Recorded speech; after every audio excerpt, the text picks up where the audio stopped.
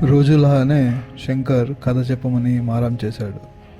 అమ్మమ్మ తన పని ముగించుకొని కథ చెప్పడం ప్రారంభించింది.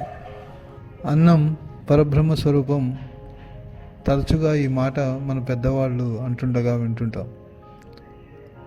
అన్నం పరబ్రహ్మ స్వరూపం అని ఎందుకు అంటారు? దీని గురించి, దీని వెనకాల ఉన్న కథ ఏమిటో తెలుసుకుందాం. ఇంట్లో ఉన్న చిన్న పిల్లలు ఎప్పుడైనా అన్నం వదిలేస్తే పెద్దవాళ్ళు అన్నం అలా పారవేయకూడదు, అన్నం పరబ్రహ్మ స్వరూపం అని అంటారు. అలా ఎందుకు అంటారు అని ఎప్పుడైనా పెద్దవాళ్ళను అడిగిన చిన్నపిల్లలు 100% నమ్మేలా కారణం చెప్పరు.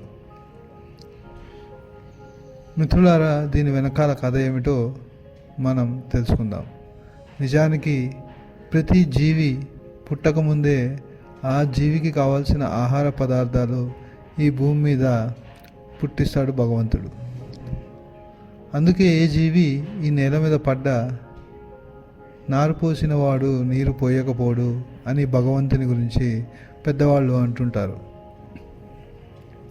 అంటే మనము ఈ భూమి మీద పడక మునిపే మనకు ఇంత ఆహారం అని, ఇన్ని నీళ్ళు అని ఆ భగవంతుడు మన పూర్వ జన్మలో చేసిన పాపపుణ్యాల లెక్కలు వేసి ఆహారాన్ని, నీళ్లను మనం ఎవరికి పుట్టాలో కూడా నిర్ణయించి ఈ భూమి మీదకు పంపుతాడు.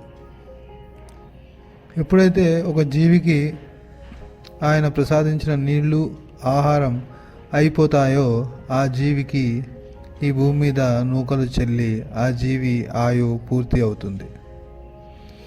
అందుకే మీకు పెట్టిన ఆహారం కానీ, నీళ్లు కానీ వృధా చేయకుండా నీకు అక్కర్లేదు అనిపించినప్పుడు ఎవరికన్నా దానం ఇవ్వడం వల్ల నీ పుణ్యఫలం పెరిగి నీకు ఇచ్చిన ఆహారం కానీ, నీళ్లు కానీ మరికొంచెం పెరిగి ఆయుష్మంతుడు అవుతావు.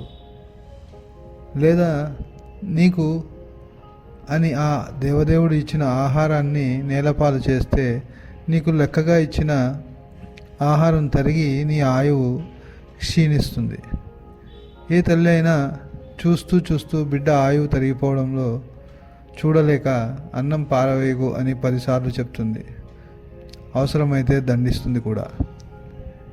ఇదంతా మీకు వివరంగా చెప్పలేక అన్నం పరబ్రహ్మ స్వరూపం, పారవేయద్దు అని మాత్రమే చెబుతారు.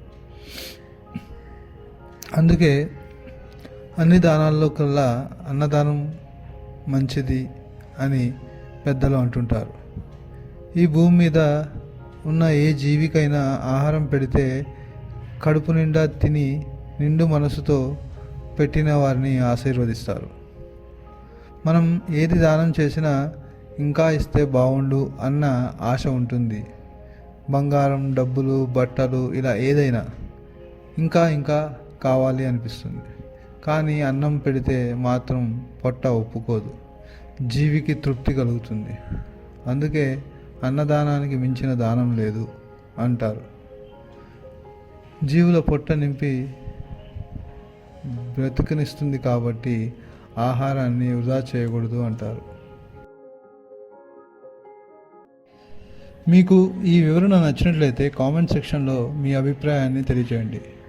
మరియు మా పోస్ట్ని లైక్, సబ్స్క్రైబ్ చేయండి. తిరిగి ఆసక్తికరమైన వీడియోతో కలుద్దాం. అప్పటి వరకు జై హింద్. సర్వే జన సుఖినో భవంతు.